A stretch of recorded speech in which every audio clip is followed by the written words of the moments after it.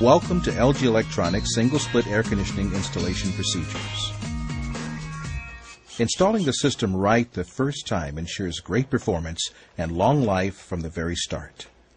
Let's begin with tools and materials needed to successfully install an LG ductless split air conditioner.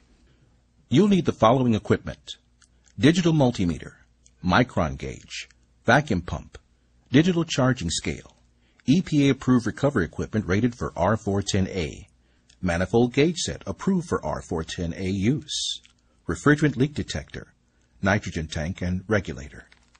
And the tools you will need include a number 2 Phillips screwdriver, a 5/16 R410A access port adapter, a 4mm hex wrench, flaring tools, refrigerant tubing bender, a bubble type level, tape measure, open-end torque wrench set for tightening flare nuts, core drill and bit capable of boring a 2 3/4 inch hole. Now we're ready to begin the installation process. Take a survey of potential installation locations on the job site. Placement of the condensing unit must be within the model-specific limits. The clearance for the indoor evaporator should be a minimum of 12 inches on either side, no less than 4 inches from the ceiling, and 7.5 feet from the floor. The clearance of the outdoor condensing unit must be no less than 4 inches from the back and left sides, 24 inches from the right side, and 28 inches from the front of the unit.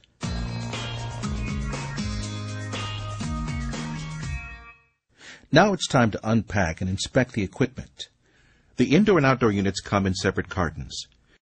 Make sure the model numbers on both the indoor and outdoor unit boxes match.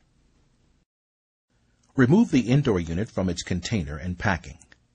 As you do this, check the unit for any damage. Locate the packet of installation instructions and review the installation steps before proceeding further. Take your time. It will pay off in the long run. Remove the wall bracket from the back of the unit and set it aside. Next, remove the Phillips head screw from the plastic tubing retainer and remove the retainer from the rear of the unit. After making sure there's no damage, set the indoor unit aside. After unboxing the condensing unit, set the rubber mounts aside and locate the 90-degree defrost drain adapter. The adapter must be installed on heat pump models when the unit will be mounted on a wall bracket. This will allow for a 5/8 drain hose to be attached. Now that you've confirmed that the system is free of visible defects, you can begin installing the system. Position the wall plate where the unit will be mounted. Using a level, mark off where the bracket will be mounted. Be sure to use enough wall anchors to hold the unit securely. The bracket must not bow away from the wall at the latch points of the evaporator rear chassis. Using the table in the installation manual, mark off where the wall penetration will be made. Remember to angle the penetration downward for proper condensate drainage. Now it's time to bend the refrigerant lines. Exercise care in bending the tubing. If you're doing a surface mount, use one of the 3 knockouts. A coil spring bending aid is installed on the suction line at the bend to assist you in making this adjustment. Position the black drainage plug on the side that will not be used for drainage. Using needle nose pliers, spread the clamp and attach the drainage tubing. The 18-4 conductor communication cable should be fed through the wall penetration and looped inside the indoor unit for connection later. Bundling the refrigerant lines, communication wire, and drainage tube will help make insertion through the wall easier. Bundle the drain line below the other lines. Proper drainage is dependent on gravity. Take care in guiding the refrigerant and drain lines through the wall penetration. It's always better to have flare connections away from the back of the indoor unit for easier connection and leak detection. Let's head outside to install the condensing unit.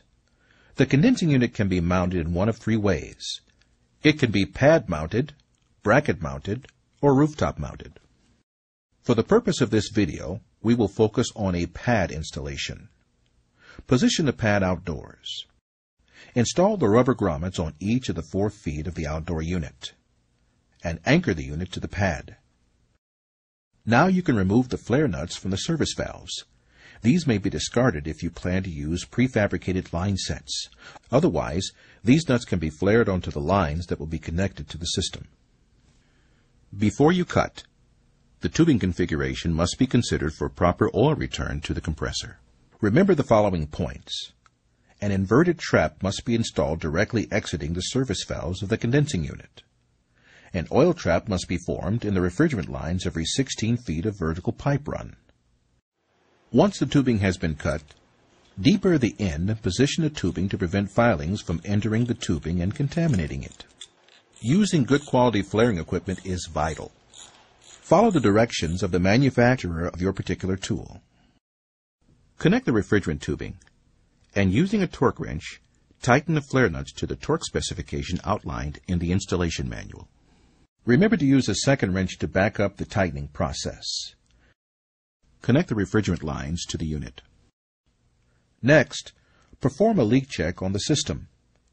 Connect a nitrogen bottle with the safety regulator to the service valves of the condensing unit. Pressurize the system to 150 psi-G and let it stand while the electrical connections are completed.